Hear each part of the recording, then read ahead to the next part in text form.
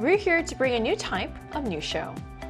New insights, new styles, and new topics every day. We are News Generation. Bringing news just for you. It's Monday, March 9th here in Seoul. I'm Lee Soo-jin, and this is News Generation. Joining us today is Chuyeon. Happy Monday, Soo-jin. Happy Monday. Also, Wonmi's with us. Good morning. Good morning, and both are here to speak on behalf of people in their 20s and 30s. So we're at the start of a new work week and coming off an important global observance. So yesterday marked International Women's Day, a day dedicated to recognizing the achievements of women and reflecting on the ongoing fight for gender equality. So Chuyeon, what's the history and meaning behind International Women's Day? Well, it traces back its roots back to 1908 when women workers in the United States took to the streets and they demanded better working conditions and the right to vote. Their protests marked an early and powerful call for women's rights and equality. Over time, the movement spread across different countries all around the world, and it gained global attention and support as well. In 1975, the United Nations officially recognized the 8th of March as International Women's Day. And the day is not only a celebration of women's achievements in society, politics, and the economy, but also sort of a reminder that gender equality remains an issue many societies are still debating. So it's a day that's a remembrance and celebration of progress and a reminder of the work ahead. So do you have anything to add? Yeah, in Korea, we actually had a lot of celebrations too. Yesterday, there was the 41st Korean Women's Competition with different celebrations, different parades, and programs as well. And on top of that, there were other small and big events across the country. So in short, we celebrate the International Women's Day globally, and in Korea, we definitely celebrated it as well. I mean, it's always great to hear that the day is being celebrated with so many events and community activities. And we're going to talk more about this, but first, let's take a look at the screen.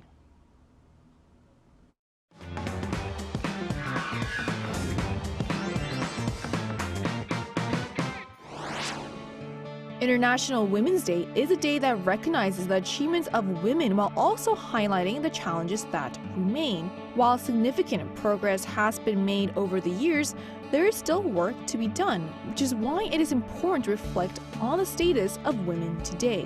Today on News Generation, we take a closer look at the reality facing women in Korea, from education levels and marriage trends to employment conditions, and the women's rights issues that still deserve greater attention. Just as we saw in the video, women in Korea have made notable progress across many areas of society, but the numbers also reveal how demographics, education, and social trends have been changing over time. So first, what do the numbers show about Korea's population and also education levels, June? Well, first of all, I'll give you the overall picture of Korean women these days. The female population stands at roughly 25 million, slightly higher than that of men. And women also live longer on average. If we look at the charts in 2024, life expectancy for Korean women is 86.6 years, compared with 80.8 for men, gradually increasing the female population. And last year, about 79% of women are enrolled in university education, roughly 4.3% higher than men. But back in 2000, the figure was actually just 48%. But since 2015, women have outnumbered men in higher education. And also, marriage patterns have also changed a lot in 2024. The average age at first marriage for women reached 31.6, about 6.8 years later than 3 decades ago. So many experts say these changes reflect broader social shifts, including expanded education opportunities and greater participation of women in the workplace. So longer lives, more degrees, and a little more time before saying, yes, I do.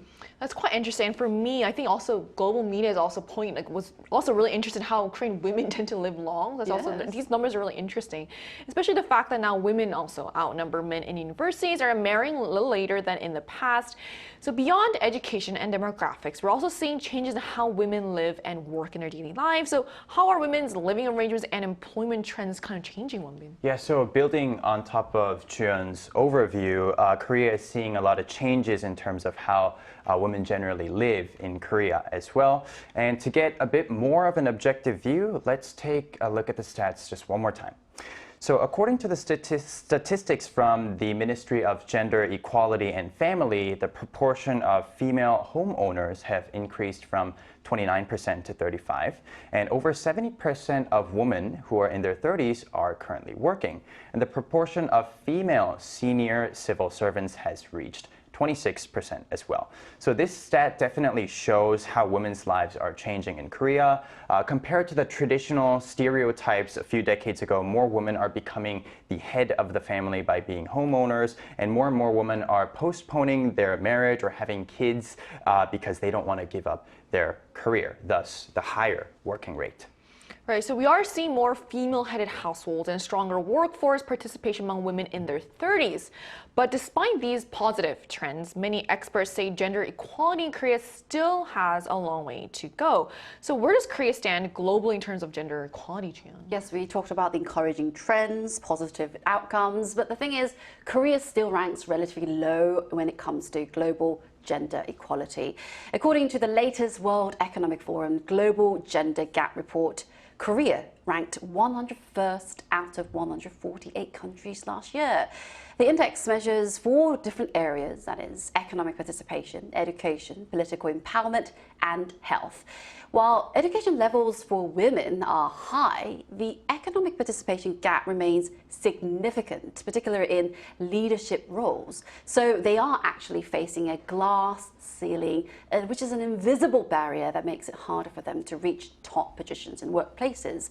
In other words, more women have degrees, but fewer hold top positions. Women still make up a smaller share of senior officials, executives, managers, which continues to pull the ranking down. So when it comes to politics, political representation also remains relatively limited here. And compared with many advanced economies, experts say progress has been made, but structural barriers in the workplace in Korea and also the leadership pipelines still exist. So the trend is improving, as we mentioned before, but the gap hasn't disappeared yet. I think that's a perfect way to sum it up. So the ranking shows that while progress has been made, there are still structural challenges. And another major issue that continues to be discussed and is linked to what you said earlier is obviously income inequality between men and women. So how significant is the gender pay gap here in Korea? Unfortunately, in Korea, it's pretty significant. We definitely do have some room for improvements, to say the least. On average, men's income are about 50% higher than women's. And especially if we actually look into the younger women who are in their 20s and 30s, many of them just have a part-time job and didn't see much increase in terms of their income or their pay. So there are definitely some differences in terms of the proportion of careers that people are taking and the income that they're getting from it for men and women. So this issue about structural gaps in job stability and income growth are still evident among the younger generations. And this really shows how the gender gap is not just about pay, because when you said earlier, 50% seems like a huge gap, but it's also about the types of jobs women are more likely to hold. So the issue isn't only wages, it's also about employment stability and career growth. So to learn more about this, we're going to talk to an expert in women's studies. And that conversation will take place right after the break, so don't go anywhere.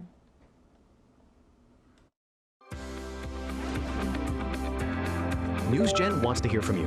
Go to YouTube and search out Channel Arirang News. Click Posts and cast your vote in the poll. Make a new type of news with us. Joining us today is Dr. Kim Pil-sik, a researcher who holds a doctorate in women's studies and is known as Korea's first male scholar to earn a PhD in the field. So hello, thank you so much for connecting with us today. Yeah, good morning. Thank you for having me. So, Doctor, what motivated you as a man to specialize in women's studies, and what role should men play in advancing gender equality? Yeah, I became interested in women's studies when I realized that gender expectations shape not only women's life, but also lives of men and families. The first experience that led me to women's study was participating in a program called Father School. Through conversation with many fathers, I began to understand the pressure and expectation placed on men. Many men who are seen as privileged also experience pressure and isolation that they rarely speak about. Men are expected to be strong, successful, and emotionally restrained. These expectations can lead to loneliness and hidden suffering. The second experience came from encountering intercountry adoption as a deeply Korean experience. I came to see that the separation of children from their mothers is connected to women's economic vulnerabilities, stigma against single mothers, and the lack of the social support for their families. These two experiences and questions led me to women's studies. I see. I think I'm fond of that father's school, Dr. Shin. Yes, what is the most pressing gender issue facing women in Korea and around the world today? Yeah, one of the most pressing gender issues today is persistence of structural inequality in care, safety, and political representation. Around the world, women are still carrying most of the burden of unpaid care work, including child care, elder care, and household labor. This invisible labor limits women's economic opportunity and restricts their participation in public life. Despite women's high level of education, many women in Korea still face structural barriers in employment and career advancement. These inequalities are also reflected in politics. Women are still underrepresented in politics and leadership. This makes it harder for policy to reflect women's experience and need. Another critical issue is gender-based violence. Violence against women, including domestic violence, sexual harassment, digital sex crimes, and wartime sexual violence remains a serious problem in many countries. This form of violence are not just individual crime. They reflect deep gender inequality and are serious human rights violations that must be stopped. Addressing this issue requires structural change. Fairer distribution of care work, stronger protection against gender-based violence, and greater representation of women in leadership. Gender equality benefits everyone. Society that reflects women's rights tends to be more democratic, more humane, and better for women and men. Right. Thank you so much for sharing. Thank you so much for sharing your insights with us today. And the last question for you is: what steps are needed to strengthen women's rights in Korea and again worldwide? Strengthening women's rights requires structural change in law, the economy, and the social norm. First, the government must strengthen legal protection against discrimination and gender-based violence. Laws alone are not enough, but they create the foundation for accountability and justice. Second, economic equality is essential. This includes equal pay, secure employment, and better access to leadership positions for women. Through my advocacy work, I came to see that economic equality and care are deeply connected. Care has both personal and public dimensions, and real change becomes possible only when care is recognized as a public responsibility and supported through public policies. Third, we need a cultural change, especially in how society understands care, family, and gender role. In this area, change often involves disagreement and debate.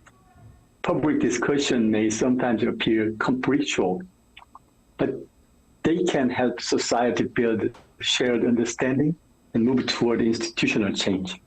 From my experience, international adoption human rights work and gender equality movement, I have seen that meaningful progress become possible through these difficult but necessary processes. Yeah, finally, women must be equally represented in decision making. When women participate fully in politics and leadership, society make more inclusive and democratic decisions. Ultimately, gender equality does not happen automatically with economic development. It requires deliberate political commitment and collective action. I agree. I mean, there's been a lot of progress made on this front, but like you said, there's still a lot more to be done. So, Brian, and thank you so much for joining us today. Thank you. So we've just spoken with a researcher who has a doctorate in women's studies about what role men should play in advancing gender equality, what the most pressing gender issue facing women in Korea and around the world today is, and what steps are needed to strengthen women's rights in Korea and worldwide. It's also worth noting that many Korean women are making a significant impact on the global stage. So to shift gears a bit, let's highlight the Korean women gaining recognition worldwide. So which Korean women are gaining global recognition today? Yeah, many Korean women are making remarkable achievements, contributions on the global stage. For example, Naver CEO Choi Soo-yeon, she leads one of Korea's biggest tech companies, and also Hotel Shilla President Lee Woo-jin, she runs Samsung's luxury hotel and duty-free business. They have actually both been recognized on Forbes list of world's most powerful women. And if you look at the literature as well, writers such as Han Gang, poet Kim Hae-soon, and novelist Chung Bora are gaining international attention as well. Their achievements show that Korean women are not only participating globally, but truly spreading and shaping Korean culture and leadership worldwide. And who knows, maybe one day Sujin and I will join that list. Well, I appreciate the mention. So Korean women are gaining influence not only in business, but also in literature and culture. And we're seeing similar influences in sports and global entertainment as well. So which Korean women are making waves in sports and entertainment specifically? Yeah, there are many Korean women who are doing phenomenal jobs in sports and entertainment as well, outside of business. To start off with some textbook sports historical figures, obviously there's Kim Hyuna, who was the world ranking #1 figure skater. We also have Jang Mi-ran, who was also the world ranking #1 female weightlifter. Recently, there were many other sports athletes who won medals in the Olympics, such as Kim Ye-ji in shooting, and there's Choi Ga-eun and Yoo Seung-eun in snowboarding as well. Have you guys actually seen them snowboarding? It's incredible. Unreal, inhuman. It's wonderful. I don't know how they do it. And in entertainment, obviously there's K-pop, so the list goes on. And I'm actually a bit of a specialist myself because I was in the Army back in 2021. When you go to the Army in Korea, you become very close with female K-pop idols. We have Blackpink Jennie, Rose, and Jisoo, who are world-class artists and who are ambassadors of many different multiple global brands. And honorable mention to Lisa, although she's from Thailand. And there's Le Sserafim, there's New Jeans, there's Promise 9, who are my personal favorite. And if we compare right now to 10, 15 years ago, there are way more Koreans that people actually, Korean women that foreigners know when they hear the name. Like in sports, like even 10, 15 years ago, there were some figures, but especially in entertainment, I think in the past decade, we saw multiple rises of a lot of different global female icons. And these examples really show how Korean women are shaping global culture and sports today. But even as we celebrate these achievements, many women around the world still face serious rights issues, and on this day, it's important to highlight that too. So, which global women's rights issue need more attention, Julie? Well, woman earlier mentioned that there is a room for improvement. There's still a long way to go. According to World Bank data released in 2024, women worldwide hold only about 64% of the legal rights that men enjoy. I'm talking about the employment rights, property ownership, and the legal rights protection as well that they should hold. So addressing these issues requires stronger laws and better policies as well for them. You know, they should get the proper education, fair pay, and leadership opportunities as well. We talk about that. And so while we celebrate progress at this very moment, building a more equal society here, it remains an important global task for all of us. So there's still a bit of a homework left for the world. Right, and that statistics really highlights how much progress still needs to be made worldwide. And in some regions, women face even more severe risk, especially during conflict, which is all the more relevant at this time. As you know, in our Friday shows, we mentioned that as well. And so how are women especially vulnerable during conflict or wars? Well, this is something that Dr. Shin mentioned in the earlier interview. And also, according to EU's FRA, 25% of women in Ukraine are actually currently being affected by threats and assaults from the war. Yes, war hurts everyone, including both men and women, and no one should be ever hurt or killed because of the war. But women are biologically more vulnerable in severe situations or extreme situations like war. So it seems like special protection for women seems a little bit more necessary in extreme cases. Right. So International Women's Day reminds us how far women have come and how far there still is to go. From education and leadership to culture and sports, Korean women continue to make their mark around the world. At the same time, many women around the world are still fighting for basic rights and protections. So keeping these conversations going is key to creating a more equal future. And that brings us to the end of today's episode of News Generation. When News Gen will be back tomorrow at 10:30 a.m. Korea time with more stories and discussions. A big thanks to Chuyeon. Thank you for having me, Sujin. For coming in. Also, Wonbin. Always a pleasure. And to our viewers, thank you so much for watching. Happy International Women's Day, and here's to celebrating women not just today, but every day. We are News Generation.